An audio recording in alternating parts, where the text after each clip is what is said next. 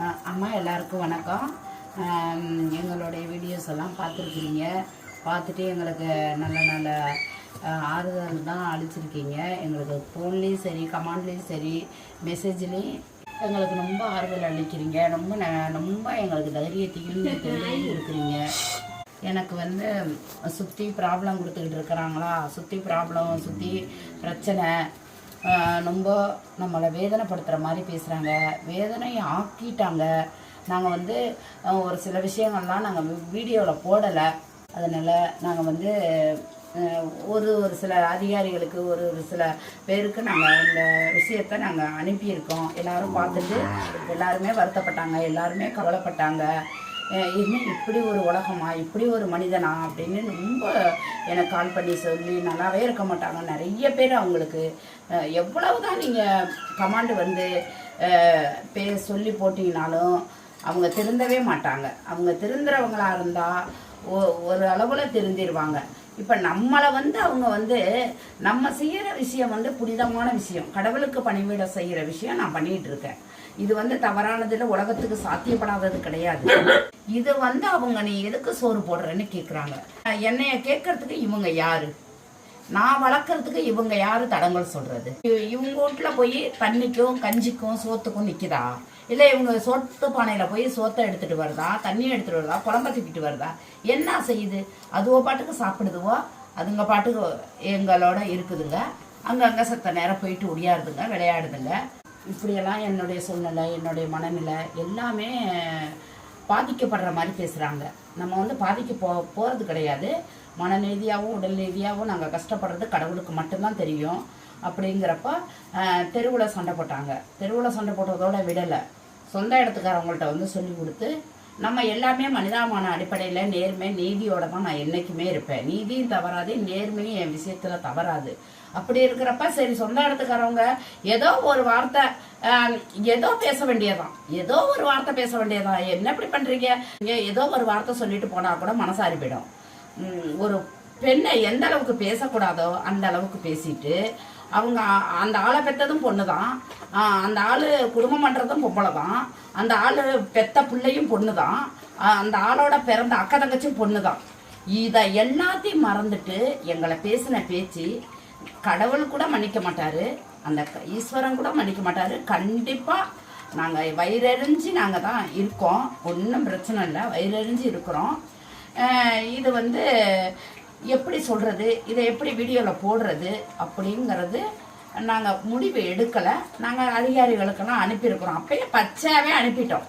பார்த்து இதுக்குள்ள முடிவை தெரியட்டும் அப்படின்னு இருக்கோம். எங்களை என்னென்ன பேசுனாங்களோ அது அப்படியே அவங்க பொண்ணு, அவங்க பொண்டாட்டி, அவங்க அக்கா, அவங்க தங்கச்சி அனைத்துக்கும் போய் சாரும். கண்டிப்பாக அவங்க இடத்துல போய் நான் படுக்கலை, என் பிள்ளைய படுக்கலை, நான் தூங்க இடம் இல்லாமல், படுக்க இடம் இல்லாமல், சாப்பிட இடம் இல்லாமல் நாங்கள் போய் அங்கே தெருவு பொம்பளைங்களே அங்கே தான் பாத்ரூம் போகிறாங்க. நாங்கள் சும்மா அதுக்குள்ள விரட்டுறது வேற எதுக்கும் அவங்க கொலையில போய் நாங்கள் களை வைக்க மாட்டோம்.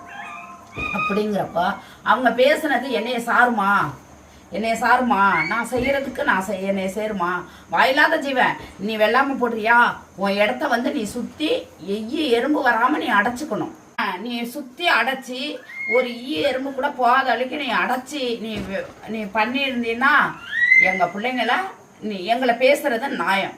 நீ எதுவுமே செய்யாம சுத்தி ஓப்பனு, எதுவுமே எல்லாரும் இதுல தான் போறாங்க, எல்லாரும் இதுல தான் வர்றாங்க, எல்லாருக்கும் பாதை அதுதான். பாத்ரூம் போகிறவங்கலாம் மனிதர்கள்லாம் பாத்ரூம் இங்கே தான் போகிறாங்க. அதெல்லாம் விட்டுட்டு எங்களை இந்த டாக்குவோ போனதுக்கு அவ்வளோ பேச்சு.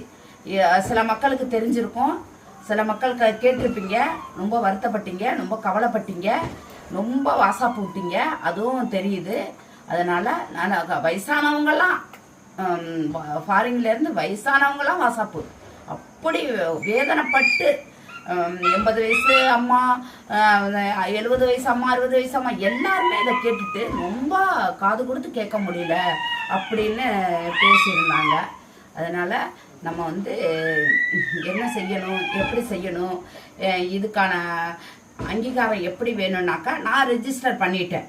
நான் 100-110 டாக்கு வச்சுருக்கிறதுனால நான் பக்காவாக ரெஜிஸ்டர் பண்ணிட்டேன். பக்காவாக எல்லா எவிடன்ஸோடையும் நான் வச்சுருக்கிறேன். நான் சும்மாலாம் வச்சுருக்கலை. எவிடன்ஸோட வச்சிருக்கிறேன். நான் சம்பாதிக்கிறேன்னாக்கா நான் 10 குடும்பத்தை காப்பாத்திட்டு இருக்கேன்.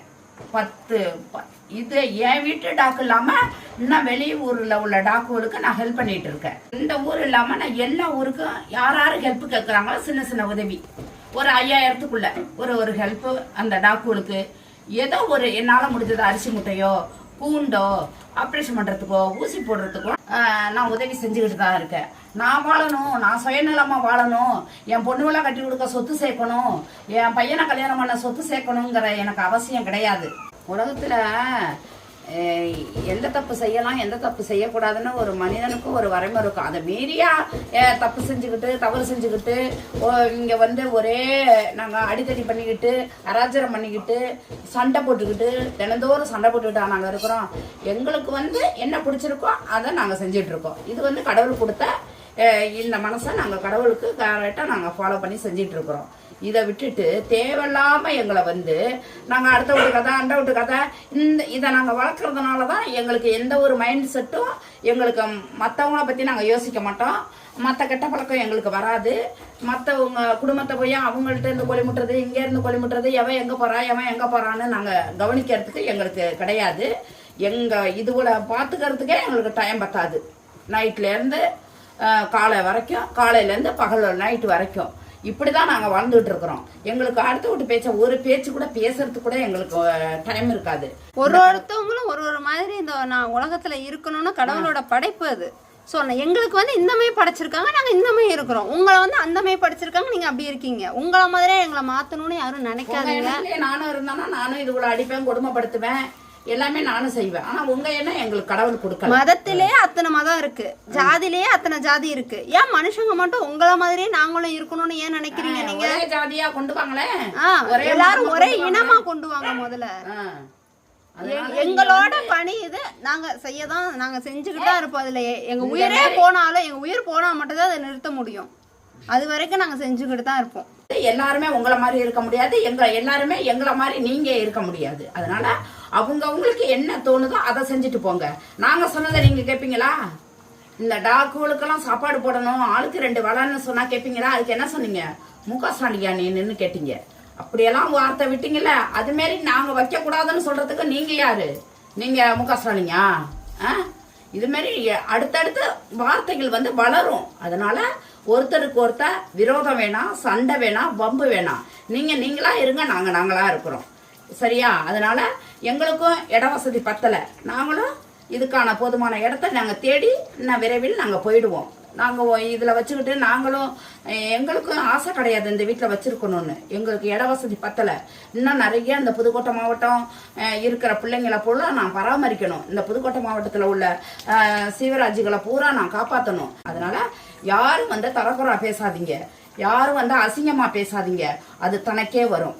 சரியா? நான் நிறைய வாழ்க்கையில பார்த்துருக்கிறேன். என்ன பேசுனவங்க இந்த ஊர்லயே இருக்காங்க, அவங்களுக்கு வந்திருக்கு, நாங்க பார்த்துருக்குறோம். என்ன விதைக்கிறோமோ அதுதான் விளையும். விதைக்கிறீங்களோ அதுதான் தனக்கு வரும். அதனால வார்த்தையை அளந்து பேசுங்க. உங்களுக்கு டாக்கு மேல கோவம்னா அதை பத்தி பேசுங்க, எங்க லைஃப பேசாதீங்க. பேசுறதுக்கு உங்களுக்கு ரூல்ஸே கிடையாது, தகுதி கிடையாது. எந்த சட்டத்திலயும் இடம் இல்ல. அடுத்தவங்க குடும்பத்தை பத்தி பேசுறதுக்கு யாருக்கும் தகுதி கிடையாது.